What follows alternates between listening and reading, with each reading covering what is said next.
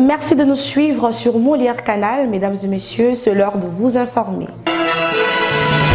Après la pluie vient le bon temps, dit-on. C'est dans cette logique que le speaker de l'Assemblée nationale, Vital Kamerhe Lwakaningui, a invité ce mardi 19 juin 2024 le membre du bureau de la Chambre basse du Parlement à l'occasion de la clôture de la session de mars pour l'évaluation des différents sujets qu'on a débattus au cours de cette session de mars qui a pris fin le 15 juin. Suivez. En moins de 15 jours, donc, d'avoir abattu ce travail de plus ou moins 3 mois. Nous avons d'abord pu mettre en place le groupe parlementaire, qui sont des unités politiques, n'est-ce pas, du fonctionnement de l'Assemblée. On en a pratiquement 21. Et ces groupes parlementaires vont nous permettre de mettre en place les commissions thématiques, les 10 commissions thématiques et le comité des sages. Le bureau a pu faire adopter le budget de l'Assemblée nationale qui, conformément à notre règlement intérieur, doit être voté par la plénière à la session de mars. Ce qui a été fait. Donc, pour le budget 2025, l'Assemblée nationale est prête et va envoyer ses prévisions, n'est-ce pas, au gouvernement pour la mise en commun. Un autre point important qui a d'ailleurs retenu l'opinion, c'est l'approbation du programme d'action du gouvernement et l'investiture de celui-ci. Nous nous félicitons et nous félicitons le gouvernement.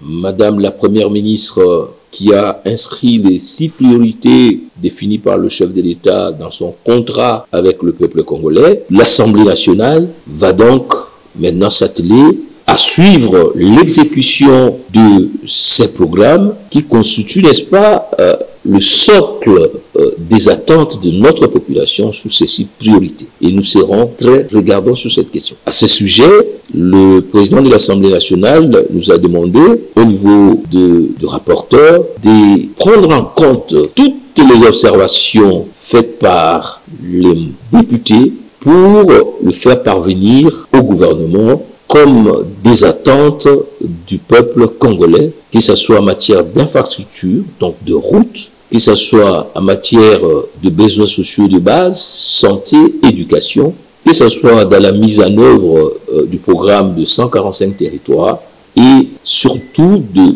désenclavement de l'arrière-pays. Voilà donc un certain nombre de questions qui ont été mises en exergue dans cette évaluation et le bureau va continuer à travailler en intégrant dans sa perspective les attentes du peuple congolais. Il est important que le rapport entre les élus qui ne sont que de représentants du peuple et ce peuple soit reconnecté et qu'on soit concentré, n'est-ce pas, sur les attentes de la population et non sur des questions périphériques. Parlons journée mondiale, mesdames et messieurs, à l'occasion de la journée mondiale de la lutte contre la drépanocytose, la première dame de la République, Denise Nyakero Tshisekedi, s'est rendue à l'hôpital Mabanga pour une visite d'inspection afin de palper du doigt de réalité et de s'assurer d'une prise en charge efficace. Suivez.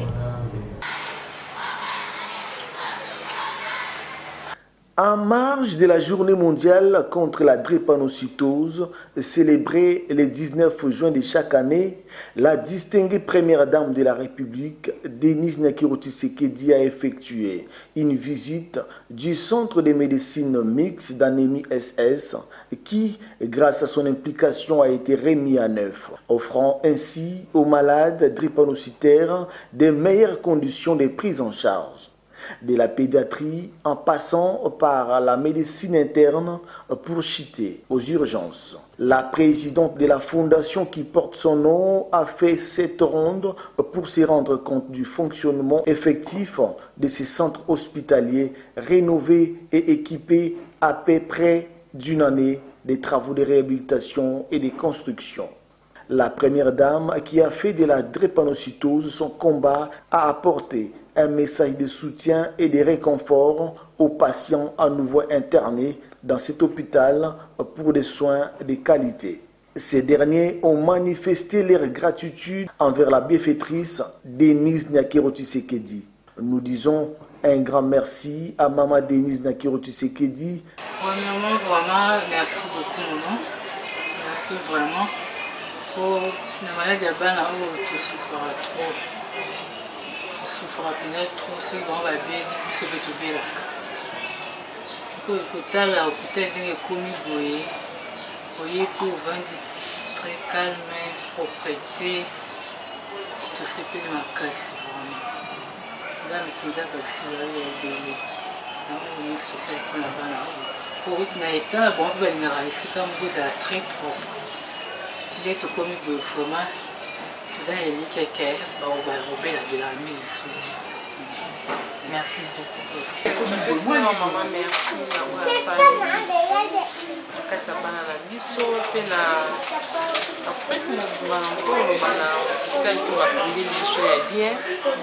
Vous allez le bosso boété, vous allez pembeni, vous allez petit côté par rapport au bassin de Libiso. Vous avez vraiment bien ma casse. Les conditions sont vraiment bien. Nous avons ma femme APC sous ma casse, APC sous courage. Il y a un libanda. Maintenant, on a un collé, on a un petit peu de moi, on a un soin à malin. Parce que la mémé est à centre Moussous. Parce que ça soit un à ma banque, on a un centre et ils ont la carte différente. C'est le 18 juin que les malades ont regagné les centres Mabanga modernisés avec des nouveaux services tels que l'imagerie, les scanners, la radiologie, la mammographie, les CG, etc. Les nouveaux centres ont augmenté sa capacité d'accueil en passant de 56 lits à 120.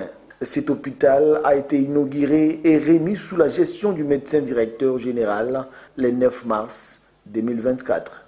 Comme vous le savez, nous sommes restés pendant moins une année dans des conditions très difficiles, qu'on ne savait pas vraiment bien soigner les malades. Alors maintenant que nous sommes rentrés, la première dame n'a pas seulement construit pour nous, mais elle a aussi équipé l'hôpital à la hauteur vraiment d'un hôpital de référence où on a tous les matériels. Nous avons tous les services. Nous sommes passés de 56 lits à 120. Entre autres, il y a les incubateurs, donc pour les nouveau-nés prématurés, il y en a au moins 13. Donc nous sommes passés de 3 à 13, c'est vraiment beaucoup. On n'a pas doublé, mais on a 3 triplé. Nous avons maintenant des appareils comme les scanners. Nous avons l'appareil de radiologie, nous avons la mammographie, on a ECG et EG. Donc nous sommes vraiment au grand complet. Rendons-nous d'abord au Sud Kivu puisque nous parlons de la journée mondiale de réfugiés. Le Sud Kivu compte actuellement 84 000 réfugiés qui vivent dans la province. Parmi eux, plus de 49 000 Burundais et le reste plutôt sont de Rwandais. La ville de Bukavu compte 1400 réfugiés qui vivent dans des conditions déplorables. Cette statistique a été relevée par les responsables du HCR et CNR du Sud Kivu à l'occasion de la commémoration de la journée mondiale du réfugié. Suivez. La ville de Bukavu, située dans l'est de la République démocratique du Congo, abrite actuellement plus ou moins 1400 réfugiés étrangers, principalement des Rwandais et des Burundais. Encadrés par la Commission nationale de réfugiés et le Haut Commissariat des Nations Unies pour les réfugiés, ces personnes en situation de vulnérabilité voient leur avenir se dessiner avec l'annonce du processus de rapatriement en cours. Pourtant, de nombreux défis restent à relever pour ces réfugiés qui peinent à s'intégrer dans la vie quotidienne à Bukavu. Le chef d'antenne intérimaire Ernest Bouami assure que le processus de rapatriement est en cours et que des solutions sont envisagées pour faciliter l'intégration des réfugiés dans leur pays d'origine. L'appui que nous recevons pour prendre en charge ou assurer la protection des réfugiés, ça nous vient de l'IACR, la communauté internationale. Et ça, c'est un défi majeur néanmoins. La structure CNR est là. Mais aussi il y a d'autres défis, comme je l'ai dit, au niveau mondial il y a beaucoup de crises et ça ne permet pas à ce qu'on ait une assistance au même niveau par rapport aux difficultés. Il faut aussi les rappeler que notre opération, ça prend du temps, ça fait 30 ans depuis que les réfugiés rwandais sont au Congo.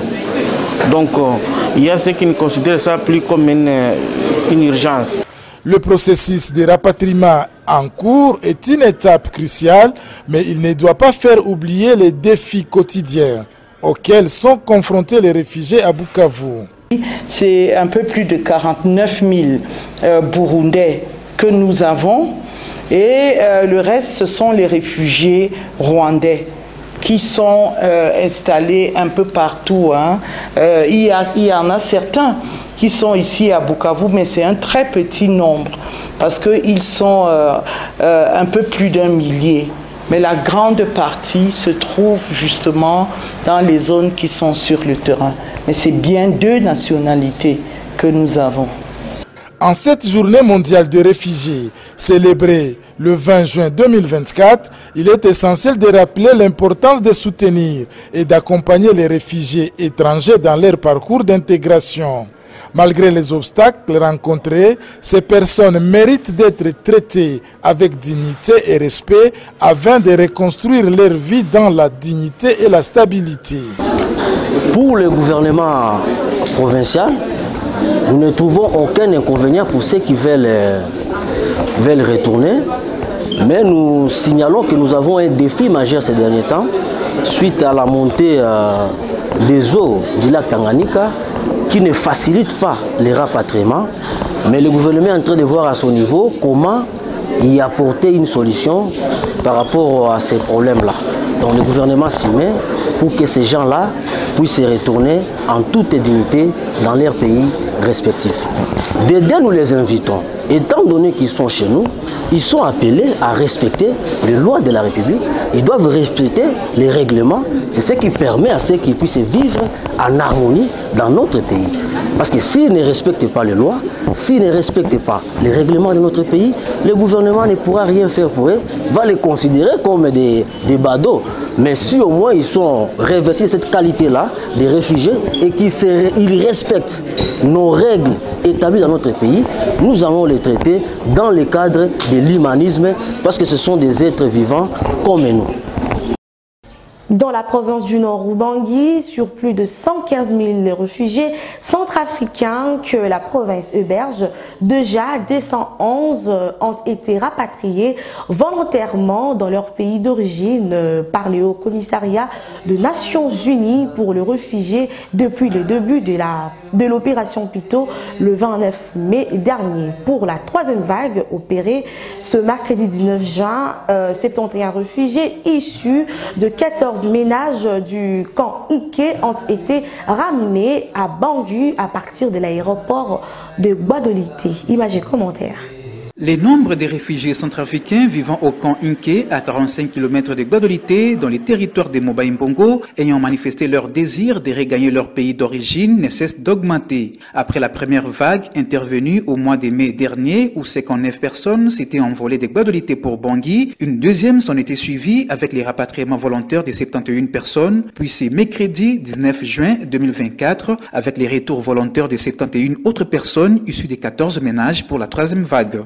Ce qui fait un total de 201 réfugiés centrafricains rapatriés dans leur pays d'origine depuis le début de l'opération le 29 mai dernier. Le Haut Commissariat des Nations Unies pour les réfugiés qui facilite ces rapatriements volontaires avec les concours du PAM et de la CNR a mis des moyens logistiques permettant de ramener ces réfugiés qui avaient fui les affres de la guerre dans leur pays et arrivés sur le sol congolais en 2013 du camp Inké pour Guadolité et de Guadolité pour Bangui, la capitale centrafricaine, où ils seront réintégrés. Je remercie infiniment le gouvernement congolais en général.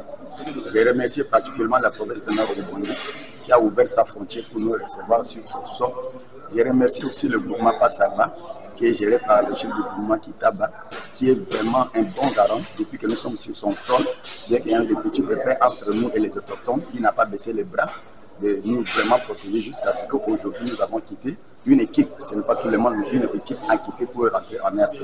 En tout cas, je vous dis que nous ne disons pas que la RDC est mauvaise. La RDC nous a très bien géré depuis que nous avons quitté notre pays jusqu'ici. Nous avons eu la chance, nous avons scolarisé des enfants, il y a des enfants qui sont allés à l'université. il y a de ceux-là qui ont eu leur diplôme, il y a de ceux-là qui continuent encore. On dit que ce qui fait à ce que nous rentrons chez nous, on dit qu'on est bien, chacun est bien chez soi. C'est comme ça, mais maintenant la nostalgie de notre pays nous a poussé de rentrer chez nous. Mais on n'a pas dit que la RDC est mauvaise, on n'a pas dit que les Congolais ou bien la population que nous vivons nous a rendu mauvais service. Donc si nous rentrons, nous avons le grand souvenir de la RDC que nous rentrons avec ça. Opération qui s'est déroulée dans le calme sous les yeux regardants du sous-délégué AI du HCR Guadolité. Cette agence du système des Nations Unies a remercié les autorités congolaises pour l'hospitalité accordée à ces vulnérables plus de 10 ans sur le sol congolais. Notons que c'est un long processus qui a démarré car le Nord-Ubangi à lui seul accueille plus de 115 000 réfugiés centrafricains. Pour complètement boucler ces chapitres, la Commission nationale pour le réfugié a réagi face aux flambées de réfugiés qui augmentent à l'est de la République démocratique du Congo. Victimes de bombardements chaque jour. On écoute Eric Mukandila, secrétaire permanent de la Commission nationale pour le réfugié. S'agissant de cette journée commémorative des réfugiés à travers le monde qui tombe chaque année le 20 juin. Le gouvernement congolais a pris des engagements, comme vous le savez, historiquement, pour accueillir sur son territoire des personnes en quête de protection, fuyant des situations, pour la plupart, des conflits armés. Et cet engagement solennel reste inébranlable malgré la situation qui traverse notre pays depuis plus de 3 décennies, avec cette guerre imposée par le Rwanda à travers son suppôt qui est le M23.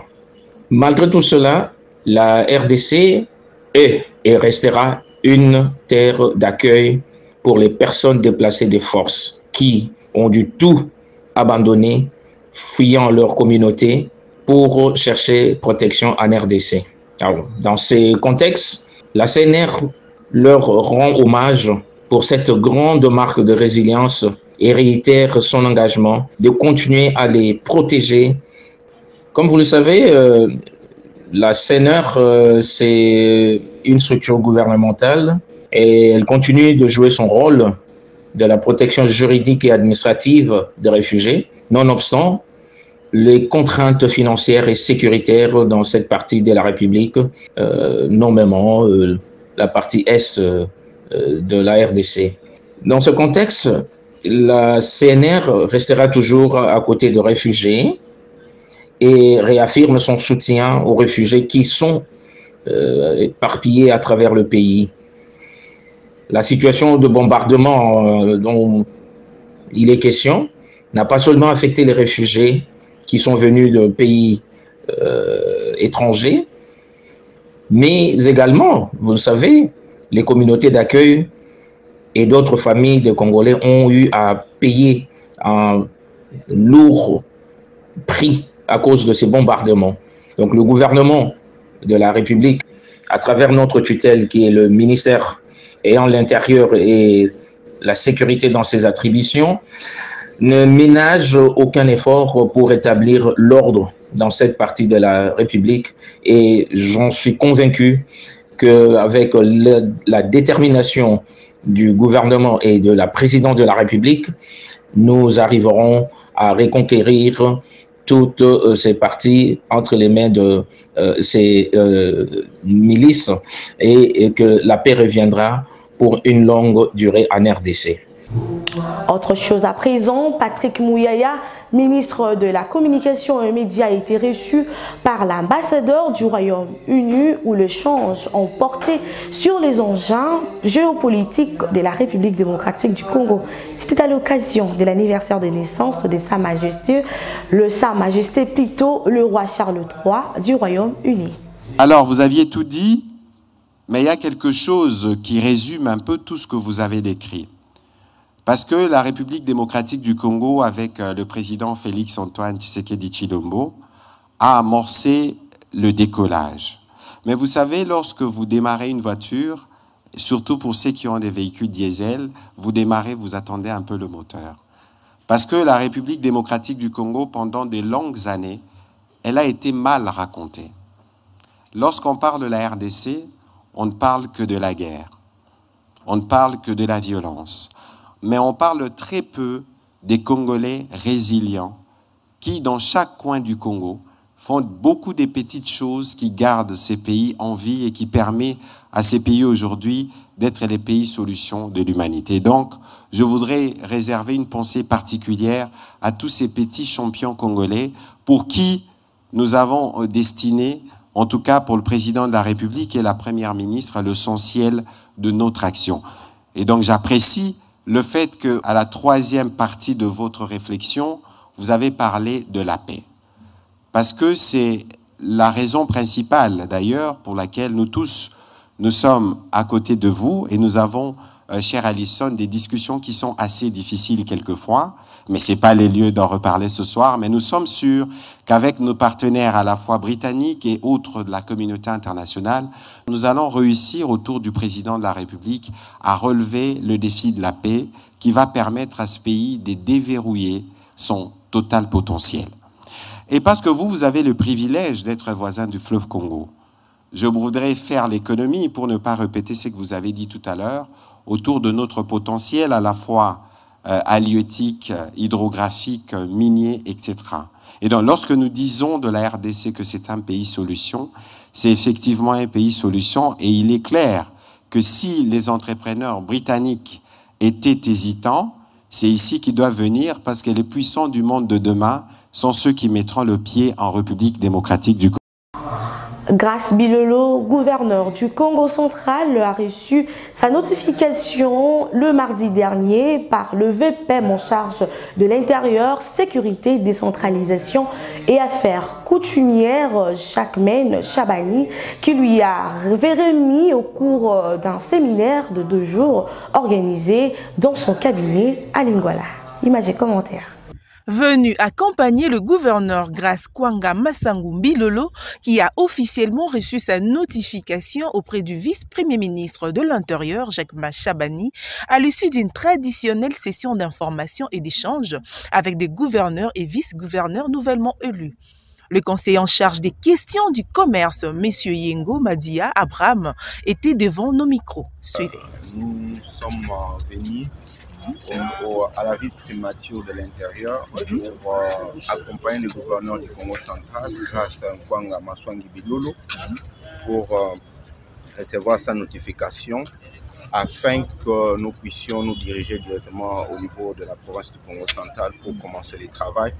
Parce que la population du Congo central attend leur chef, la population du Congo central attend les leaders, la population du Congo central attend Mwana Beto Mosi, Yina Betkekudia, Yao Yandipe Anekekudia. Donc voilà un peu notre présence au niveau de la vice-primature de l'Intérieur pour accompagner notre désormais gouverneur du Congo central. Voilà, l'élection du gouverneur Grace Bilolo a inspiré beaucoup de jeunes comme nous, mais aussi la population du Congo central attend beaucoup de ces jeunes qui a pris le commande de la province du Congo central. C'est pourquoi nous, en tant que jeunes, nous sommes venus l'accompagner, mais la population du Congo central attend beaucoup parce que nous devons le dire, avant le gouverneur Grace Bilolo, la province est restée chaotique. Il y a beaucoup de choses à faire et c'est pourquoi nous ne tardons pas. Nous prenons la notification, nous allons faire Matadi en passant par les autres territoires, Mbandangou et consorts, pour commencer réellement le travail et donner le développement, donner un ouf de soulagement à la population, mais aussi le développement de la province du Congo central. Et ça va passer par le leadership éclairé du gouverneur Grace Bilolo. Un dernier élément pour complètement boucler cette édition, la corporation de vendeurs de véhicules section au Katanga dénonce avec la dernière énergie la tracasserie routière qu'ils subissent de la part des agents de l'ordre et demande l'implication des autorités compétentes plutôt pour leur épargner de ces misères. La corporation des vendeurs des véhicules section Katanga fustige la tracasserie qui sévit depuis un certain temps dans le dit domaine. Oui, c'est la corporation de vendeurs de véhicules au Katanga. Nous sommes devant la police parce que nous sommes beaucoup tourmentés et beaucoup tracassés par rapport au problème de plaques. Alors nous nous retrouvons ici aujourd'hui parce que moi c'est le président de la corporation de CIVV, le président du Katanga. Les tracasseries policières sont courantes sur les routes de Lubumbashi et d'autres agglomérations de la RDC. Chaque jour, certains policiers tourmentent les vendeurs des véhicules dans le but de leur soutirer quelques billets des banques. J'ai été enlevé la nuit par soi-disant un monsieur commandant capitaine qui s'appelle Tolérance Zéro, mais son nom c'est André Ngaba. Il est venu avec ses éléments. Ils sont entrés dans mon parking, ils ont enlevé l'un de mon agent. Au moment où je vous parlais, il est toujours coffré là-bas. Et ils ont rentré encore la nuit à 17h30 pour venir m'enlever en présence de ma fille qui a été traumatisée et à la présence de ma femme. Ils ont pris tout le monde. Ils m'ont pris tout ce que j'avais dans ma poche et ils ont même laissé mon bureau ouvert. Jusque-là, je n'ai même pas encore contrôlé ce qui se trouve dans mon bureau parce que j'avais rendez-vous avec le commissaire provincial. Lorsqu'il est venu me libérer à minuit, parce qu'il a appris que c'était l'injustice. Comme lui, il est ici pour travailler, il a quitté chez lui. Le commissaire provincial, il a appris qu'on a arrêté le responsable de vendeur de véhicules pour rien, pour un problème que nous ne connaissons pas. Pour arriver à leur fin, ils fabriquent des infractions, arrachent les agents de leur lieu de négoce arbitrairement. Certains s'introduisent par la force, maltraitant copieusement les vendeurs. Nous sommes des vendeurs de véhicules. Nous vendons nos véhicules. Si nous vendons nos véhicules, s'il y a des clients qui nous demandent leur service d'obtenir des plaques, nous orientons celui qui connaît. Celui qui ne connaît pas, on peut l'aider à trouver le plaque. Toutes les plaques que nous trouvons, ça vient de la contribution. Maintenant, soi-disant capitaine Ngaba, ils arrêtent et ils arrachent les plaques, ils ne retournent pas à la contribution et ils demandent une somme d'argent à nos clients et nous sommes tracassés. Parmi nous tous ici, tout le monde a eu ces cas plus de 5 fois. Et chacun va témoigner. Et c'est ainsi que le commissaire provincial nous avait appelé aujourd'hui et il nous a écoutés.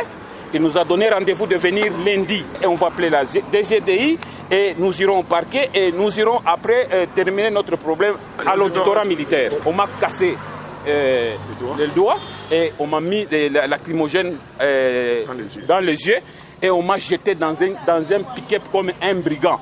Cette déclaration a été faite par le président de la coopération des vendeurs des véhicules du Katanga et quelques membres de cette entité ce samedi 15 juin 2024. Nous venons porter la voix de notre corporation par rapport à toutes ces tracasseries qui, pour les doublons de plaques, nous ne sommes pas les agents de la contribution. Nous facilitons seulement la tâche à nos clients. La DGI, c'est notre partenaire comme la DGDA. Quand quelqu'un achète un véhicule chez nous et qu'il a besoin des immatriculations, nous étant des partenaires directs de la DGI, nous sollicitons auprès de la DGI les plaques et l'assurance, comme on les vend les deux là couplés. Mais à notre grande surprise, toutes les plaques qui nous ont été données, ces messieurs-là les déclarent des fausses plaques ou des plaques doublées et piratées.